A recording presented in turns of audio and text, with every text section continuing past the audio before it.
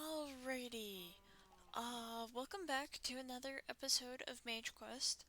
And to get right into it, I'm going to be showing off some of the stuff that I have done and general plans for both off camera, and on camera. So, first and foremost, you can see the tree farm is being more active now because I'm going to need a lot more wood.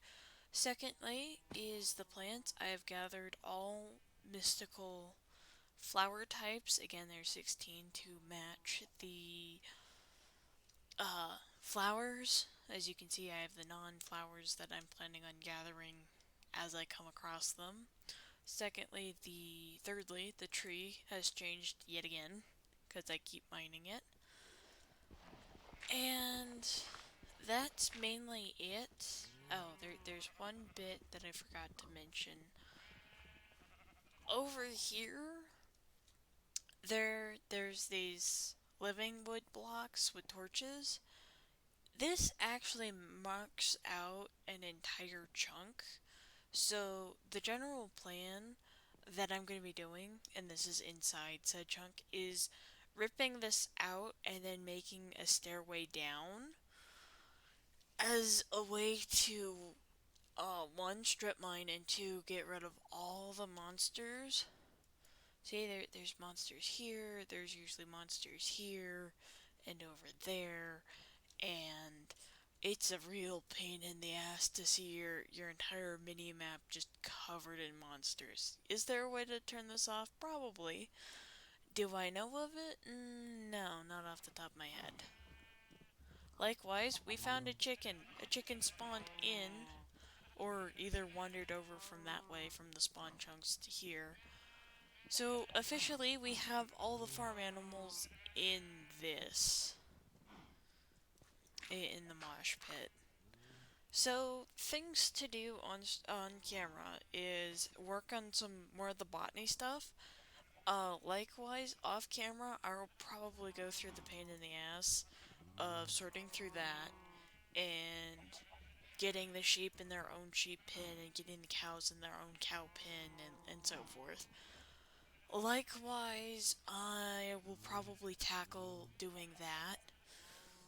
Uh, so this seems kind of pointless to someone watching, but to me, this has been getting on my nerves for a little bit because I feel like I have to be careful 100% of the time because I haven't actually died. If you look at the statistics, times I've died, number of deaths, 0.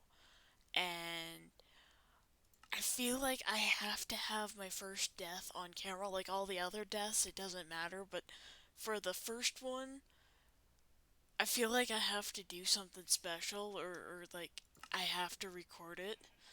So, before I get any farther, I am just gonna do a dumb maneuver. I'm gonna go climb up that, and then I'm gonna go splat. Because that is just, it's been killing me. It's just been eating at me. It's like, why are you playing it safe? Oh, because you haven't died on camera. Therefore, you're gonna have to, like, immediately pull up the thing if you die. Like, this is entirely on me. And this is just to make me feel better. More so than, like, actual pressure. And, yeah. Because my mind is a very weird,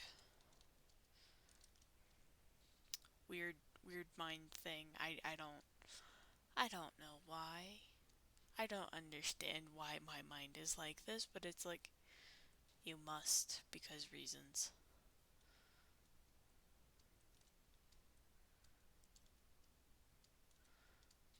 Uh,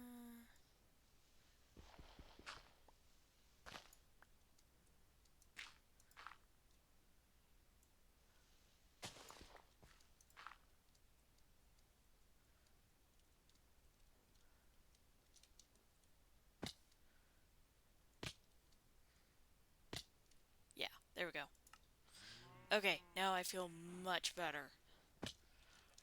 Again, weird personal thing of like, you have to do it once on camera, everything else just doesn't seem to matter. Which makes no sense because I know this is not hardcore because I can't do hardcore. But anyway. Thank you for the death marker. Let's see. I think it was Z? Cancel. Uh,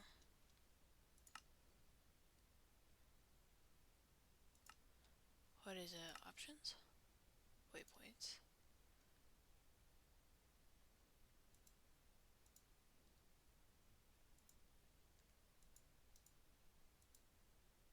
Okay, I'll look for it later, but there's a way to deal. Oh, there it is. I'll just put that as off. I don't really mind having it. I don't want to see it. Okay, so with that out of the way, I feel much better about that. Now on to actual like useful stuff. So going up here and grabbing stuff, I wanted to grab the content, and I need my bread. Where did I put my bread? There it is. I figured why not put the first pumpkin in front of the bed. So, we're doing some botany stuff because I want to have the Botania stuff, but I want to also do it on camera because I am supposed to be doing this first and foremost. So, I need to make a wand of the forest, which is made out of living wood and petals. I'm going to use the petals I have on hand.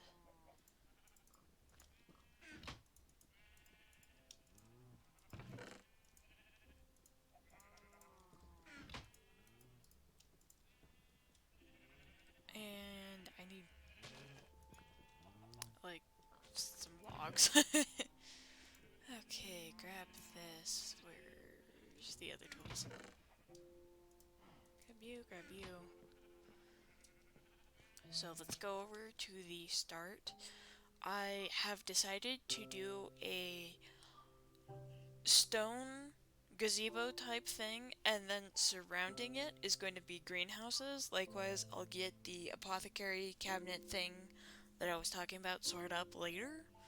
But for right now, this is the outline for the gazebo. I just don't have enough materials to properly outline it. So this will have to do for now.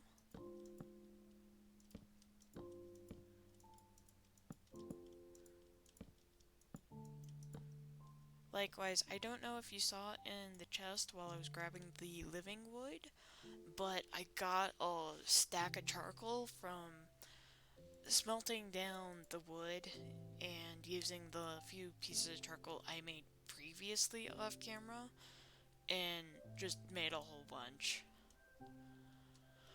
Okay, while waiting for that, let's see. It would be under basics. Wand of the Forest, a general multi-use tool for a botanist, is the Wand of the Forest. This wand made effective by strapping a pair of mystic petals of any color to a few living wood twigs is required for a good amount of tasks. This wand has two modes, bind and function mode. In bind, it can shift right click onto compatible blocks to select it, shift right to bind the two blocks. In function mode, it will simply not do that for shift right clicking. Can switch freely between them.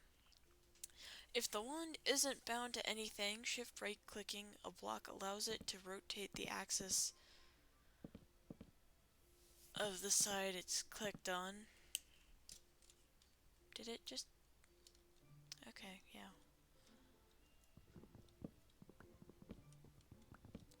Thank you. Oops.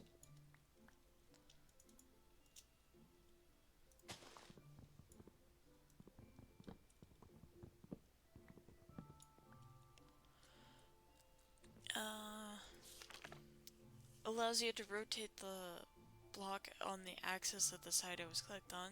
For example, clicking on the top of a chest rotates it around. Most blocks which can be rotated should work. And here's how to craft it. You need 3 of them and 2 petals of whatever you want. As you can see, it changes up here in the thing. So working on that. Secondly, runic altar. I want to make a runic altar and a mana pool. Similarly to the petal apothecary, right-clicking on this block with an empty hand after recipe is complete will place it back the items used for the last recipe for faster mass crafting. Which means I'm going to be after doing a lot of this. Runes are extremely important components for complex magical devices or flora. In order to create these, one would need a runic altar. To utilize the runic altar, start by placing via either right-click or simply tossing the components to the rune you want to create. Proceed by linking a mana spreader to the altar and right-clicking with the Wand of the Forest. It should be apparent when the altar has received enough mana. When that happens, drop a piece of living rock on top of it and use the wand on it again to collect your rune. Oh, so you need a mana pearl or a mana diamond. Well, at least I have a diamond because I know that I'm not going to be able to get a pearl easy. So that's one of the main tools. Okay, so a total of 16 runes exist. The most basic and elementary runes are named the 4 elements. The intermediate runes are named after the 4 seasons, and the most advanced runes are named after the 7 deadly sins. A separate rune of mana also exists. So you have wind, water, fire, and earth, I'm guessing. And then obviously you have spring, summer, fall, and winter. And then the 7 deadly sins, I'm guessing, are avarice or greed, depending on which one you want to call it, sloth, lust, gluttony, I'm missing 2, pride, and wrath. There we go. Got all 7. Sneaking and right-clicking on the runic altar with an empty hand while it's not accepting mana will remove the last item put into it. Last but not least, attaching a comparator to it will emit a signal strength of 1 if the altar is accepting mana, or a signal strength of 2 if it's ready to craft a rune. Similarly to the petal apothecary, right-clicking on this block with an empty hand after a recipe is complete will place back the items used for the last recipe for faster mass crafting. And here's probably how to make the runes. So rune of water, rune of earth, air, fire, air, earth, and water. Yep, okay.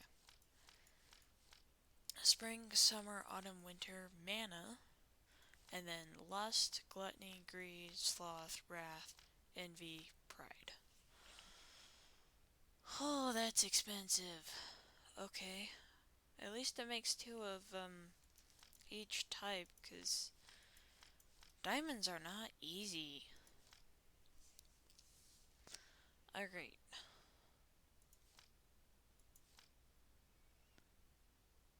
Most of this, outside of the flower pouch, laws of physics regarding one's inventory are somewhat skewed in this world. Thanks to that, carrying an array of different color flowers turns out to be a major hassle.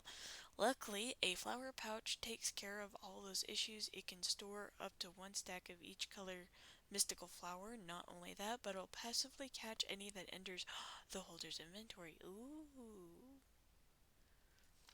Items won't be automatically added to the pouch if the item is being held. Furthermore, shift right-clicking the pouch into a chest or other inventory will store the flowers it contains into said inventory, and here's how to craft it.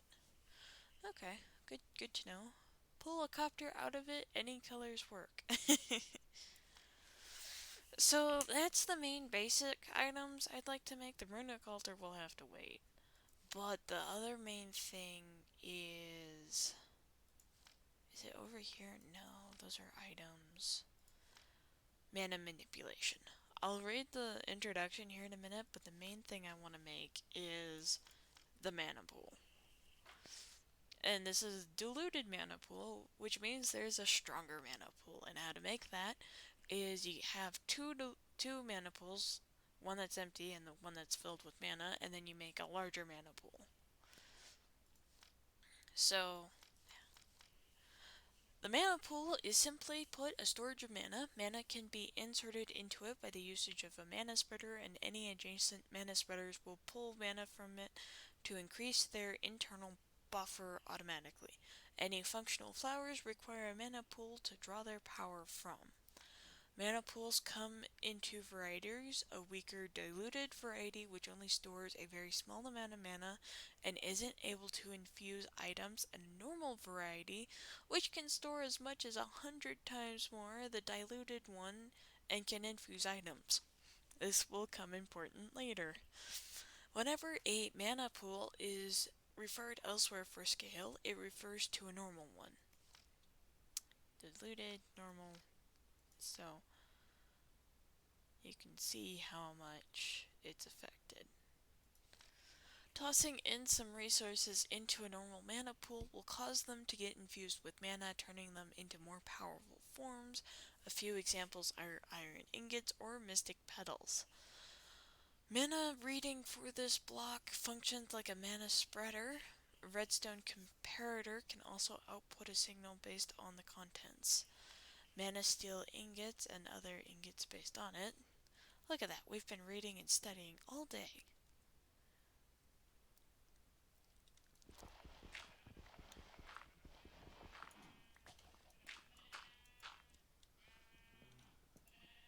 I thought I noticed the sky getting darker.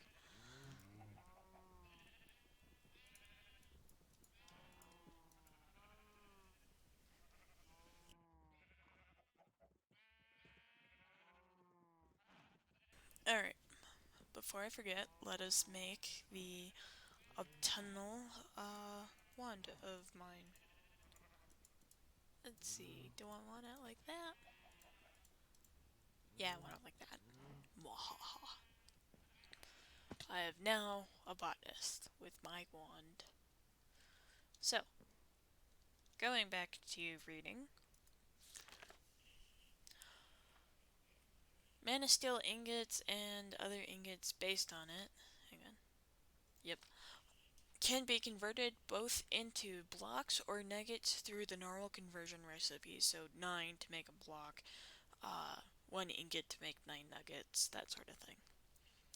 For artistic types, tossing any color of floral powder into the pool will have it take its color. All 16 colors are viable for decoration and or easy labeling. So basically what it says, floral powder, which is something we haven't touched upon, will change the mana color. This is purely aesthetic. It won't change like the mana steel ingot effect. So if you want to have something for like pure conversion items, you can do that. If you want to have something for farms, you can also do that. So you can obviously drop a block of iron into it and make a mana steel ingot. Likewise, this is how you get ender pearls into mana pearls, diamond blocks, and petals. Likewise, you can make more clear glass called mana glass, string, and mana cookies for better food. So that is the main thing I'd like to construct. Likewise, going over here to the quest book, the youth sunlight. I think it is time you learnt of the force that flows through the world and gives power to the mystical flowers. We call it mana in concentrated form. The simplest way to channel it is with a small flower called a day bloom. Just use the petal apothecary to craft these the same way you craft the pure daisy. Come to see me when you're done. So I need 4 of these. Normally, I wouldn't object, but I'm going to need speak ye little, listen much. I'm gonna need the floral fertilizer. That's such a cute sound. Alright. So what that does, it makes more flowers.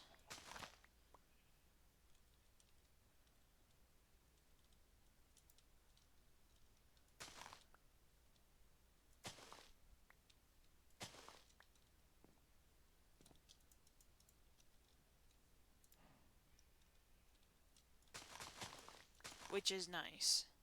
And I also really need to make that pouch. Okay. I need bread. So day blooms require yellow flowers, obviously. Let me go around grabbing some of these. I mean, I don't really want to,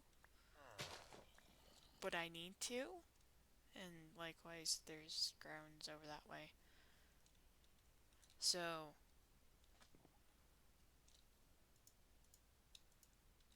I now have 8 of those. I need seeds. I need like 2 or 3 seeds and the living rock.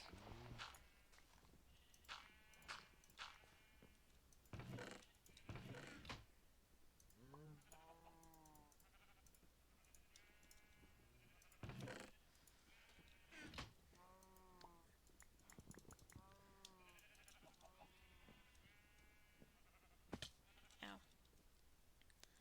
alright. I have this one filled up because I was using it, so I think it was cute. I forgot to change this one. Okay, 1, 2, 3, 4.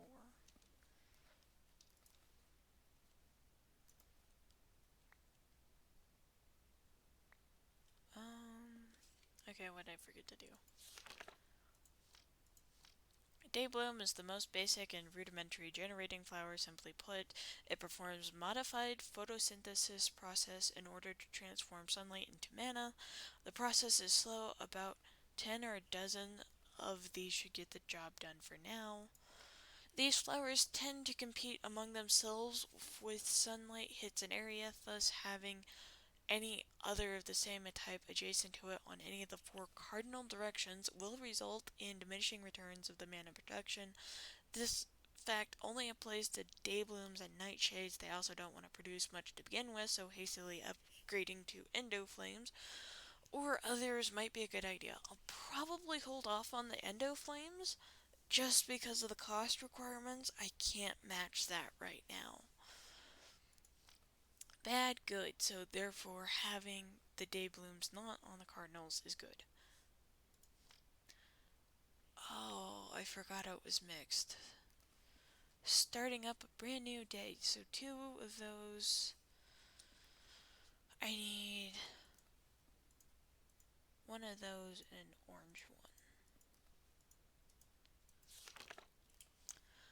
How many of you people out there have been hurt in some kind of love affair, and how many times do you swear that you'll never love again? How many lonely sleepless nights, how many lies, how many fights? Why would you put yourself in this? Love is a pain, I hear you say. Love is a cruel and bitter way of making you pay back for all the faith you have ever had in your brain. How could it be that what you need most can leave you feeling just like a ghost? You never want to feel so sad and alone again. Lost again? One day you could be looking through an old book in rainy weather. You'll see a picture of her smiling at you when you're still together. You could be walking down the street, and who should you chance to meet but that same old smile that you've been thinking of all day? I have no idea what that's a reference to. I know it's a reference to something, obviously.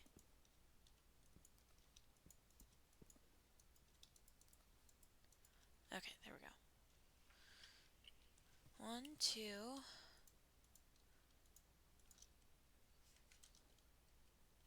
3, 4. Daybreak arrival. That's cute. Okay. Quest book.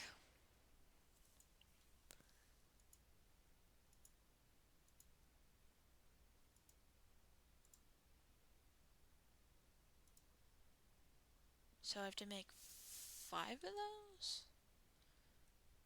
I forgot my water bucket. Okay. I think I only have the power to make 2, maybe 3 at the moment.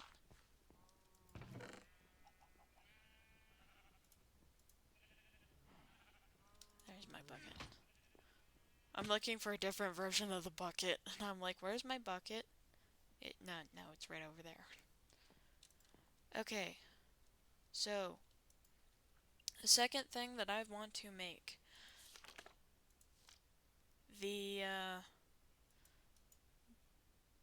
let's see, Nightshade.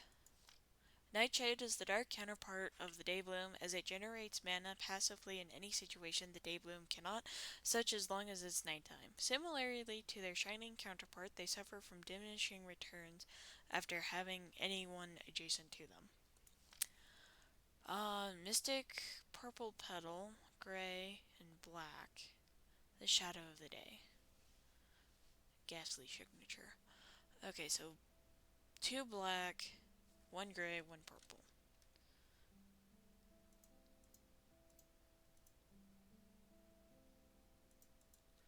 I don't have that many gray ones actually, so I'll keep that over there for now. I do want to make these though.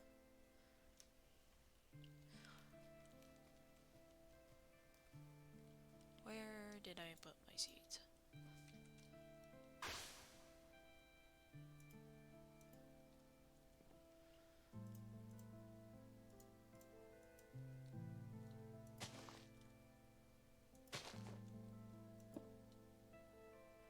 I don't think that's gonna work. Like, I think I need to...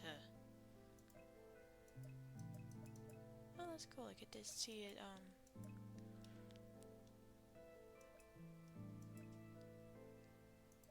17 mana from items.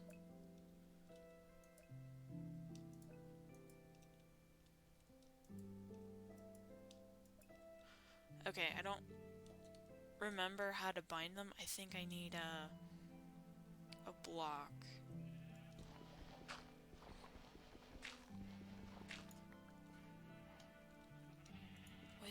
Which block am I thinking of? I think it's a block that requires living wood to make. That's what I remember. Yeah, that's not really helpful.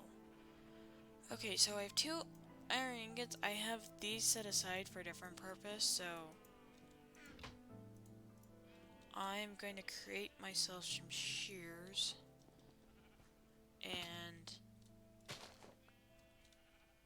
I won't sacrifice this one. I'll keep it by the house.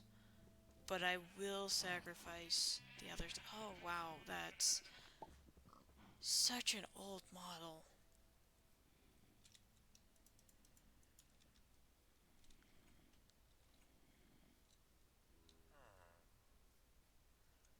Alright, where's a good place to,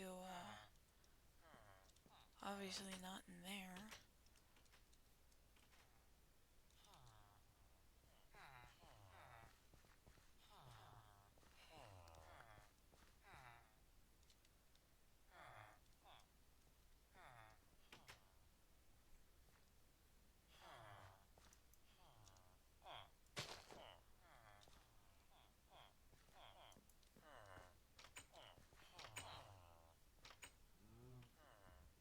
Okay, I'll probably make the rest of the day blooms,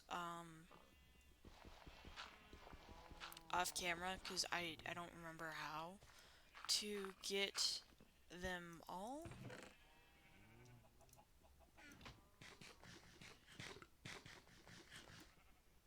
Come on.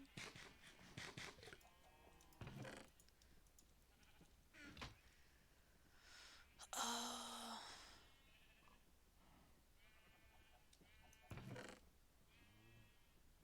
Tall Mystic. I forgot they don't have the full character model. thing. Okay.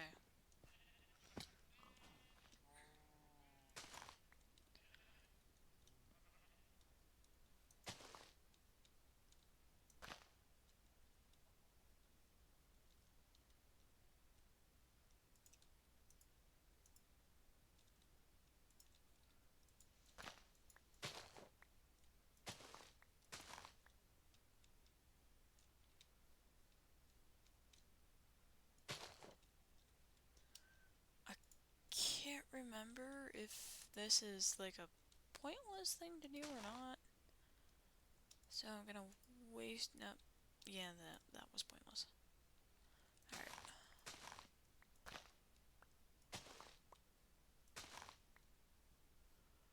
Okay.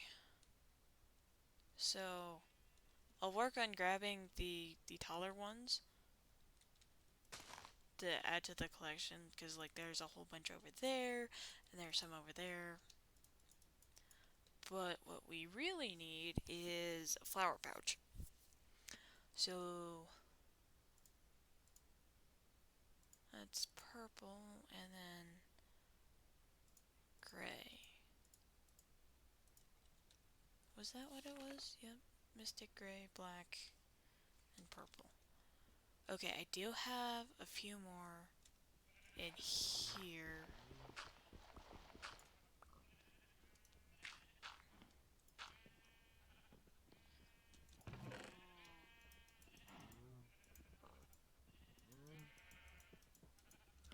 Okay, looking at the count, the highest one that I have is blue, so I can sacrifice the blue ones to the flower bag. I might make more, might not.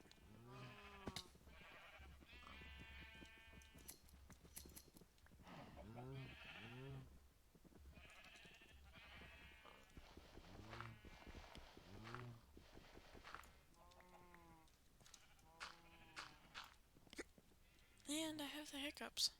Brilliant.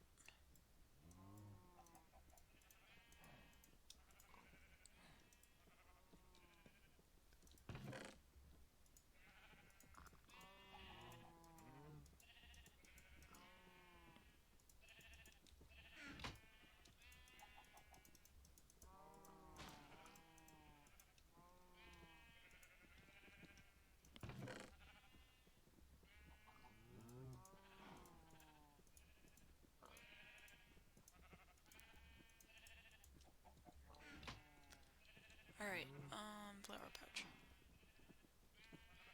Apparently I don't have many spare black ones. How many? I am missing lime green, uh, because I only have that over there, and I don't want to waste those, because those are important.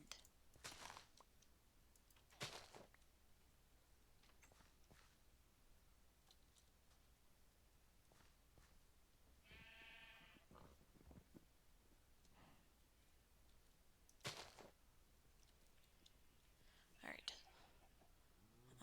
Flowers.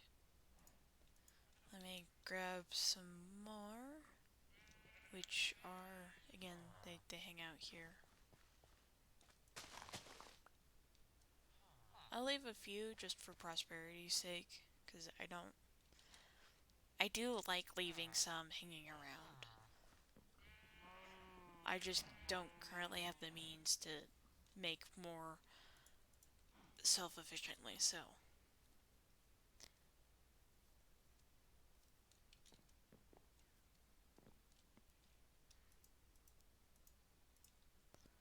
One, two, three, four. Sprinkle in some seeds.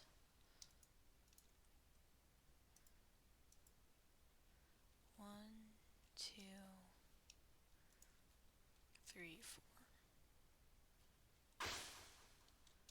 So I now have two of each type that I can put. As you can see, these are currently active because they're hanging out. Obviously, they're ready to import into the mana pool.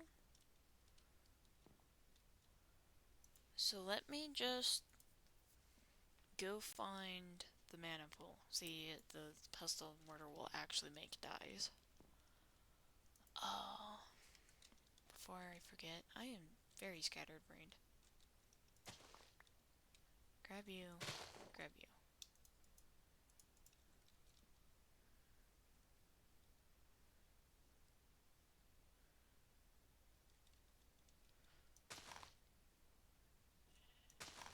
There we go. Very magical grove. Likewise, once I get that set up for the greenhouse, I will have a row of these just hanging out for ease convenience slash grinding. So going back over here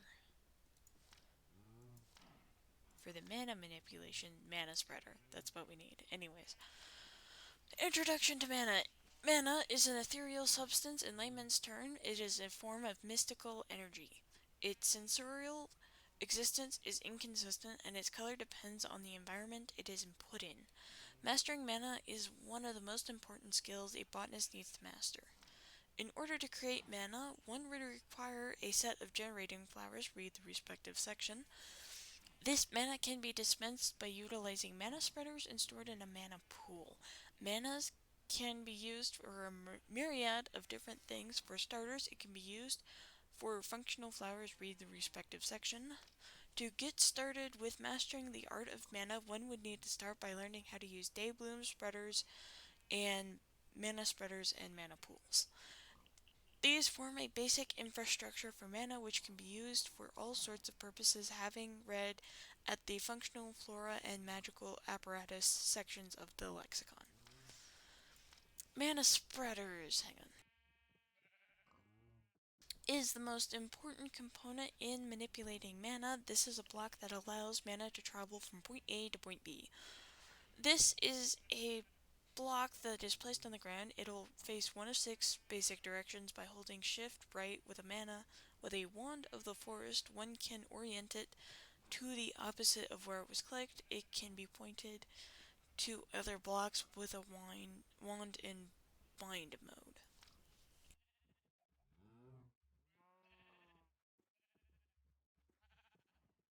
Holding a wand of the forest mana spreader to mana pool. The mana spreader has a small internal buffer of mana which will get filled up by nearby generating flowers. This buffer can be viewed by looking at the spreader with a wand of the forest as demonstrated in the previous page. Note that the block needs to be right-clicked with a wand to get an accurate and adequate value. Holding the wand displays a beam which shows where the spreader is pointing at. However, it is getting dark. You know, I keep wanting to say these things are short, but I know they never are. Come on. Let me sleep.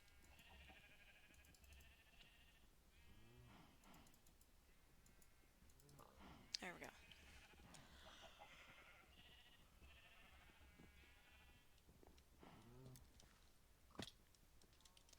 Alright, going back over here.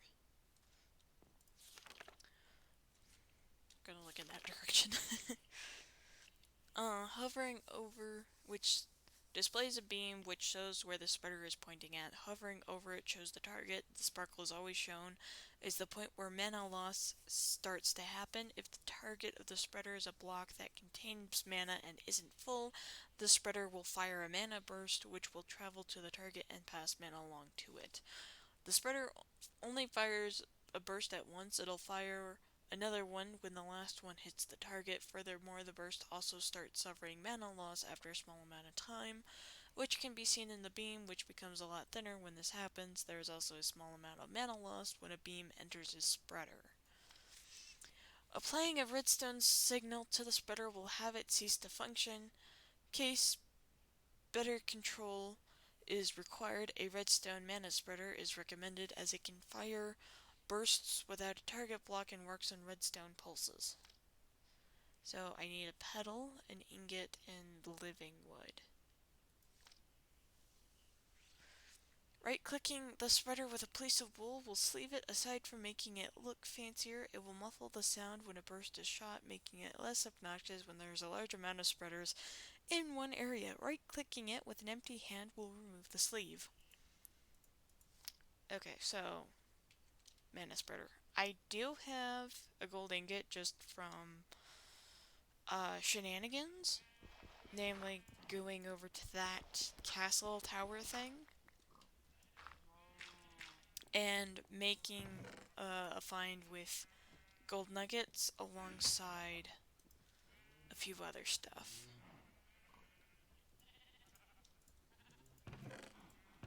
So I do have a mystic petal and I do have a wool block that I'll use.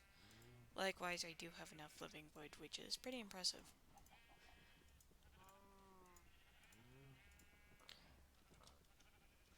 So,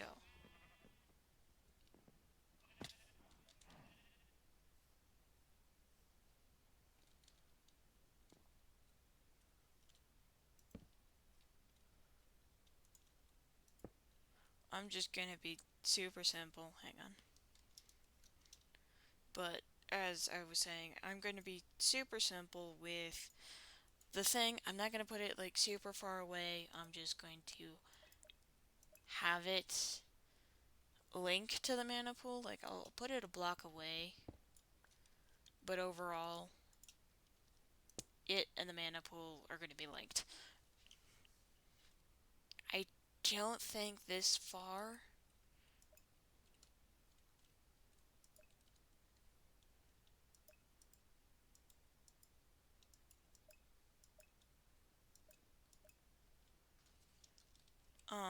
This far, the way it's set up.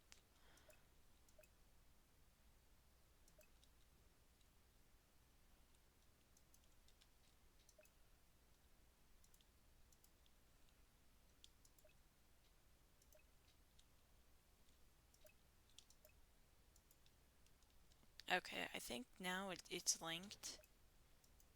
Yeah, it's linked. As you can tell, it's actually gathering mana. Oh, that's cute. It's like a little coat. But yeah, you can see that the beam.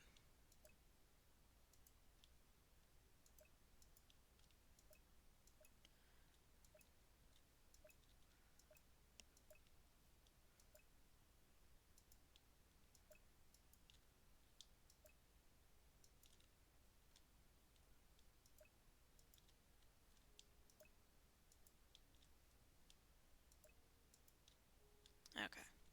So, like, all the power is currently being diverted, and when it was all sparkly for the day bloom, that meant it was filled with energy.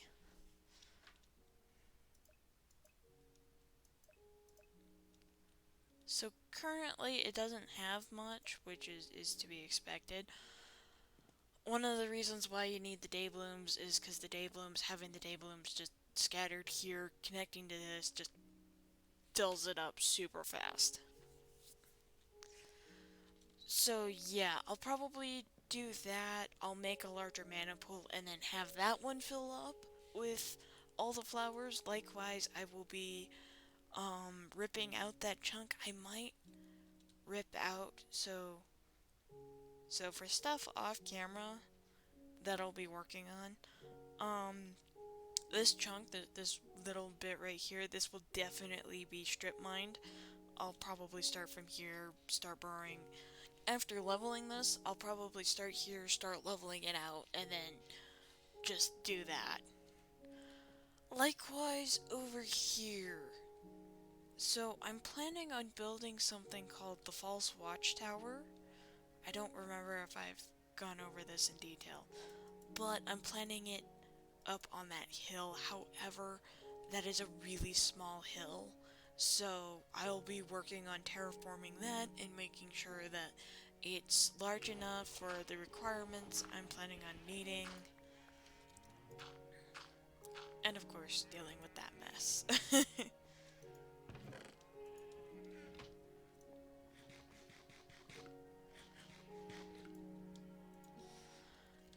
as always, I am going to wrap up the video now, so I hope you enjoyed. And as always, have a good day, have a good night, and see you next episode.